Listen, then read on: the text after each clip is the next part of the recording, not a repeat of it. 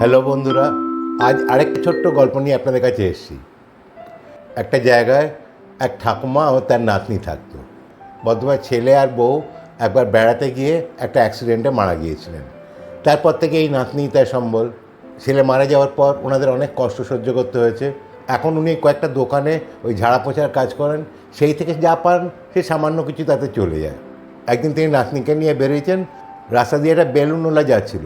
সে শুধু বেলুনওয়ালা নয়, তার কাছে খেলনা টেলনাও ছিল। নাতনি বায়না ধরলো, দিদা আমি বেলুন কিনবো। উনি বারবার বোঝালেন যে আমার কাছে তো কোনো টাকা নেই, যা আছে কোনো রকমে আমাদের খাওয়া চলবে। এই বেলুনওয়ালাটা বলল, মা তোমার নাতনি তো বারবার করে বলছে, তো একটা বেলুন কিনে দাও না। এমন আর কি দাম, বেলুন খেলনা যা চাও কিনে দাও, আমার কাছে সব সস্তার জিনিস। উনি বলেন, না বাবা, আমার কাছে তো টাকা এই মুহূর্তে নেই। তুমি যদি আমার বাড়ি অবধি যেতে পারো, আমার কাছে একটা ছোটো থালা আছে, ওটা নিয়ে যদি তুমি বেলুন একটু খেলনা দাও তাহলে আমি নিতে পারি। সে বলল, চলুন দেখি। বর্ধমানে তখন বেলুনওয়ালাকে তার বাড়ির কাছে নিয়ে গেলেন, নিয়ে বাড়ি থেকে ওই ছোট্ট থালাটা বার করে দিলেন।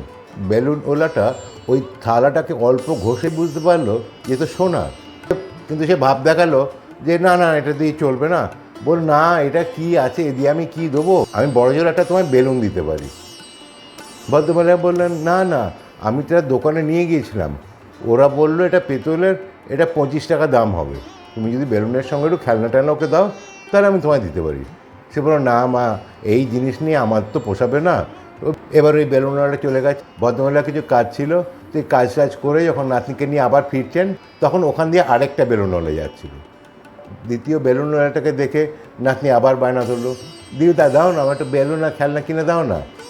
উনি বললেন, দেখলি তো বাবা, আমার কাছে যা আছে ওটা তো কেউ নিচ্ছে না। এই লোকটা ওদের কথা শুনছিল। বলে, কী হয়েছে মা, তোমার নাতনি খেলনা চাইছে, তোমার নাতনি বেলুন চাইছে, তুমি এমনিই নিয়ে নাও। বলুন, না না বাবা, এমনি কেন নেবো, আমার কাছে একটা ছোট্ট থালা আছে, তুমি যদি ওটা নিয়ে ওকে একটু বেলুন আর খেলনা টেলনা দাও তাহলে আমি ভাবতে পারি। বলে, চলুন আমি দেখি।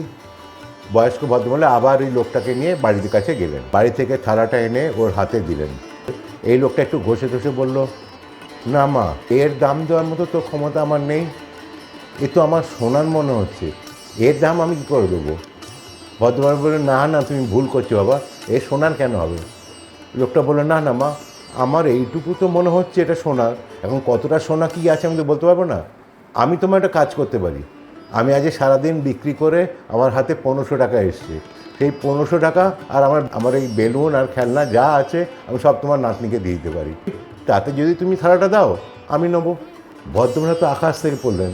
উনি তখন ওকে বললেন, তুমি 1500 টাকা দেবে আর খেলনাগুলো দিয়ে যাবে, ভেবে বলছো তো। তখন লোকটা বলল, তুমি নিশ্চিন্ত মনে নিয়ে নাও, আমি তোমার কাছে আর টাকা ফেরত চাইবো না। এই বলে সেই থালাটা নিয়ে বেলুন খেলনা যা ছিল ওই বাচ্চারা হাতে তুলে দিয়ে আর 1500 টাকা যা তার কাছে ছিল সে ভদ্রমহিলার হাতে দিয়ে চলে গেল। কিছুক্ষণের মধ্যে দ্বিতীয় বেলুনওয়ালাটা ফিরে এলো, ফিরে এসে বলল, মা তোমার থালাটা দাও, আমি ভেবে দেখলাম ওকে একটা বেলুন আর খেলনা দিয়ে যাই, বাচ্চা তো, আমার আর কত বিক্রি হবে। ভদ্রমহিলা, না না, ওটা তো আমার কাছে একজন নিয়ে গেছে, সে তো আমার 1500 টাকা আর অনেক খেলনা বেলুন সব দিয়ে গেছে। তখন সেই প্রথম লোকটা বলছে, আপনি ওকে 1500 টাকা আর বেলুন খেলনাতে দিয়ে দিলেন, জানেন ওটা সোনার। ভদ্রমহিলা হেসে বললেন, তা তো আমি জানি না, তবে এইটুকু জানি যে এসছিল তার হাত লেগেই ওটা সোনা হয়েছে, এটা ওপরলাই আমার কাছে পাঠিয়ে দিয়েছে। এদিকে দ্বিতীয় বেলুনওয়ালাটাও ওই থালাটা নিয়ে জহরির কাছে বেচে অনেক টাকা পেল, আর সে ভাবলো ওপরলা আজকে ওই মার হাত দিয়ে আমার অনেক টাকা পাঠিয়ে দিল, এতদিন যে টাকার এত সমস্যা যাচ্ছিল এখন তা কেটে যাবে। এই গল্পটা থেকে আমরা দুটো জিনিস বুঝতে পারি।